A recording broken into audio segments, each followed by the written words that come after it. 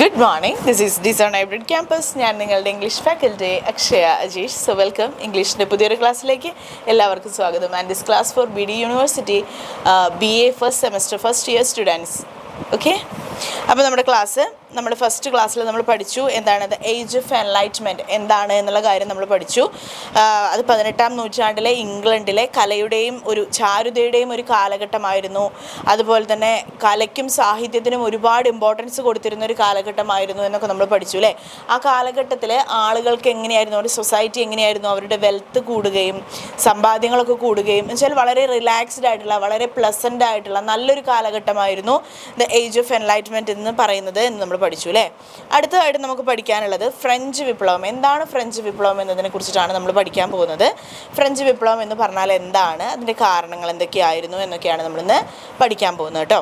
അപ്പോൾ 18-ാം നൂറ്റാണ്ടിൽ തന്നെ ഫ്രഞ്ച് സമൂഹം എന്താണ്, ഒരു ഫ്യൂഡൽ സ്വഭാവത്തിലുള്ളതായിരുന്നു.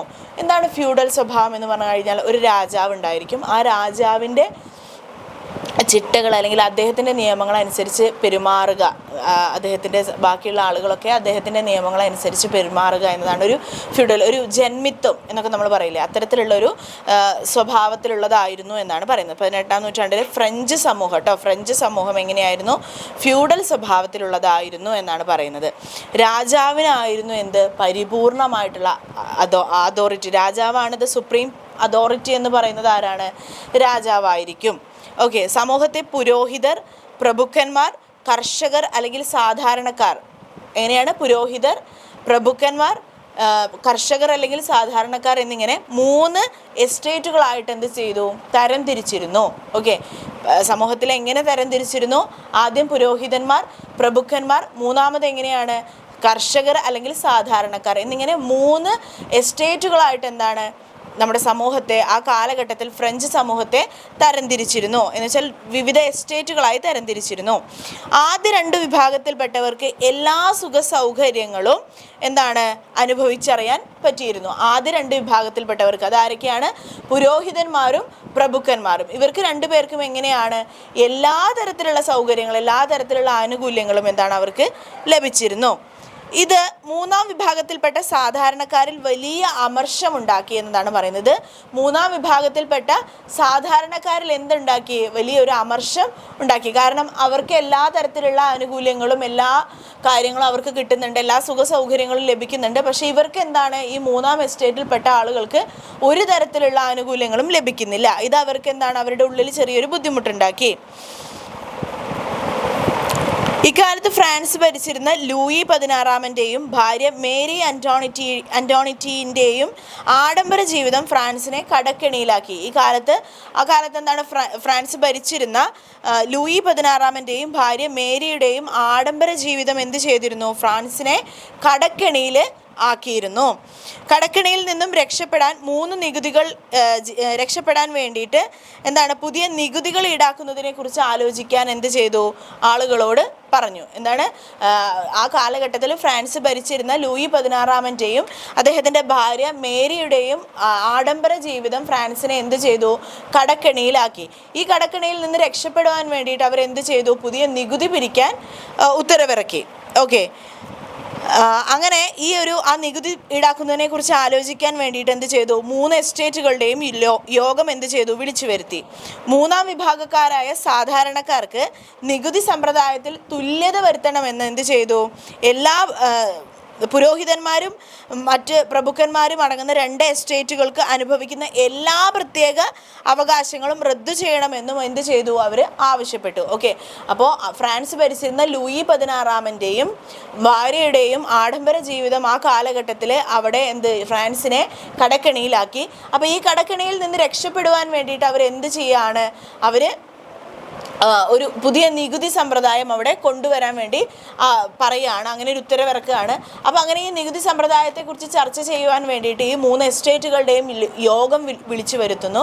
ആ സമയത്ത് ഈ 3-ാം എസ്റ്റേറ്റിൽ നിൽക്കുന്നതെന്ന് വെച്ചാൽ സാധാരണക്കാരും കർഷകരുമായിട്ടുള്ള ആളുകൾ എന്താ പറയുന്നത്, നികുതി സമ്പ്രദായത്തിൽ തുല്യത വരുത്തണമെന്നും ബാക്കി 2 എസ്റ്റേറ്റുകളും അനുഭവിക്കുന്ന അതേ ആനുകൂല്യങ്ങൾ തങ്ങൾക്കും വേണമെന്ന് ആര് പറയാണ്, ഇവർ അഭിപ്രായം പറയാണ് കേട്ടോ.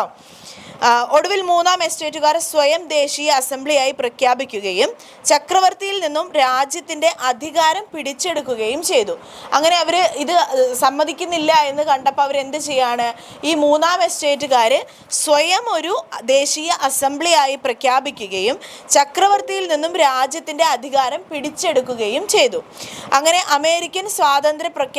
അമേരിക്കയിലുണ്ടായിരുന്ന സ്വാതന്ത്ര്യ പ്രഖ്യാപനം ആണ് ഫ്രഞ്ചുകാരിൽ ഇത്തരത്തിലുള്ള ഒരു സ്വാധീനം ചെലുത്തിയത് എന്നതാണ് പറയുന്നത്. ഈ നേട്ടങ്ങൾക്കെല്ലാം കാരണമായതും എന്താണ്, അമേരിക്കയിൽ നടന്ന സ്വാതന്ത്ര്യ പ്രഖ്യാപനമാണ് എന്നതാണ് പറയുന്നത്. അപ്പോൾ ഇതാണ് ഫ്രഞ്ച് വിപ്ലവത്തെക്കുറിച്ച് പറയാനുള്ളത്. അപ്പോൾ ഫ്രഞ്ച് വിപ്ലവം എന്ന് പറഞ്ഞു കഴിഞ്ഞാൽ 18-ാം നൂറ്റാണ്ടിൽ ഫ്രാൻസ് എന്ന് പറയുന്ന രാജ്യം ഒരു തികച്ചും ഫ്യൂഡൽ സമ്പ്രദായത്തിലുള്ള ഒരു ഫ്യൂഡൽ സ്വഭാവത്തിലുള്ളതായിരുന്നു. ഫ്യൂഡൽ സ്വഭാവം എന്ന് പറഞ്ഞു കഴിഞ്ഞാൽ പരമാധികാരം രാജാവിനുള്ളതായിരുന്നു. അവിടുത്തെ പരിപൂർണ അധികാരം എന്ന് പറയുന്നത് രാജാവിനുള്ളതാണ്. സമൂഹത്തെ പുരോഹിതർ, പ്രഭുക്കന്മാർ, പിന്നെന്താണ് സാധാരണക്കാർ അല്ലെങ്കിൽ കർഷകർ എന്നിങ്ങനെ 3 എസ്റ്റേറ്റുകളായിട്ട് അവരെ തരംതിരിക്കുന്നുണ്ട്. അപ്പോൾ ഇതിലെങ്ങനെയാണെന്ന് വെച്ചാൽ ആദ്യത്തെ 2 എസ്റ്റേറ്റുകൾക്ക് കിട്ടുന്ന ആ ഒരു ആനുകൂല്യങ്ങളൊന്നും മൂന്നാമത്തെ വിഭാഗക്കാർക്ക് കിട്ടുന്നില്ല. അപ്പോൾ അങ്ങനെ അവരെന്ത് ചെയ്യാണ്, ആ ഒരു കാലഘട്ടത്തിൽ ഫ്രാൻസ് ഭരിച്ചിരുന്ന ലൂയി 16-ാമൻ്റെയും ഭാര്യ മേരിയുടെയും ആഡംബര ജീവിതം ഫ്രാൻസിനെ കടക്കെണിയിലാക്കുകയും അതിൻ്റെ ആ കടക്കെണിയിൽ നിന്ന് മുക്തി നേടുവാൻ വേണ്ടിയിട്ട് അവരെന്ത് ചെയ്യുകയാണ്, പുതിയ നികുതി പിരിക്കാൻ ആഹ്വാനം ചെയ്യുകയാണ് അവിടുത്തെ രാജാവ്. അപ്പോൾ അവരെന്താണ് ചെയ്യുന്നത്, ഈ 3 എസ്റ്റേറ്റുകളെയും വിളിച്ചു വരുത്തി പുതിയൊരു യോഗം വിളിച്ചു കൂട്ടി നികുതി പിരിവിനെക്കുറിച്ച് സംസാരിക്കുന്നു. അപ്പോൾ ഈ നികുതി പിരിവിനെക്കുറിച്ച് സംസാരിക്കുന്ന സമയത്ത് മറ്റ് 2 എസ്റ്റേറ്റുകൾക്കും ഉള്ള അതേപോലത്തെ ആനുകൂല്യങ്ങളും അവകാശങ്ങളും തങ്ങൾക്കും വേണമെന്ന് ഈ 3-ാം വിഭാഗത്തിൽപ്പെട്ട കർഷകരും സാധാരണക്കാരുമായിട്ടുള്ള ആളുകൾ പറയുന്നു. അതുപോലെ തന്നെ നികുതിയിൽ അവർക്ക് ഉള്ളതുപോലെ തന്നെയുള്ള തുല്യത ഇവർക്കും വരുത്തണമെന്ന് പറയുന്നു. അങ്ങനെ അവരെ എതിർക്കുകയും ഈ 3-ാം വിഭാഗക്കാർ സ്വയം ഒരു അസംബ്ലിയായി മാറുകയും ചക്രവർത്തിയിൽ നിന്നും രാജ്യത്തിൻ്റെ അധികാരം പിടിച്ചെടുക്കുകയും ചെയ്യുന്നു. ഇതാണ് ഫ്രഞ്ച് വിപ്ലവം എന്ന് പറഞ്ഞിട്ടുണ്ടെന്നുണ്ടെങ്കിൽ. അമേരിക്കൻ സ്വാതന്ത്ര്യ പ്രഖ്യാപനത്തിൽ നിന്ന് പ്രചോദനം കൊണ്ട് അല്ലെങ്കിൽ അമേരിക്കയിലെ സ്വാതന്ത്ര്യ പ്രഖ്യാപനത്തിൽ നിന്ന് ഫ്രഞ്ചുകാരിൽ സ്വാധീനം ചെലുത്തിയതാണ് ഇത്തരം ഒരു മാറ്റത്തിന് കാരണമെന്നതാണ് പറയുന്നത്. ഓക്കെ, അതാണ് ഈ നേട്ടത്തിനെല്ലാം കാരണമെന്ന് പറയുന്നു. ഓക്കെ, ഇതാണ് അപ്പോൾ ഫ്രഞ്ച് വിപ്ലവം എന്ന് പറഞ്ഞിട്ടുണ്ടെന്നുണ്ടെങ്കിൽ. സോ ഇന്നത്തെ ക്ലാസ് നിങ്ങൾക്ക് മനസ്സിലായിട്ടുണ്ടാവുമെന്ന് വിചാരിക്കുന്നു, യൂസ്ഫുൾ ആയിട്ടുണ്ടാവുമെന്ന് വിചാരിക്കുന്നു. Thank you.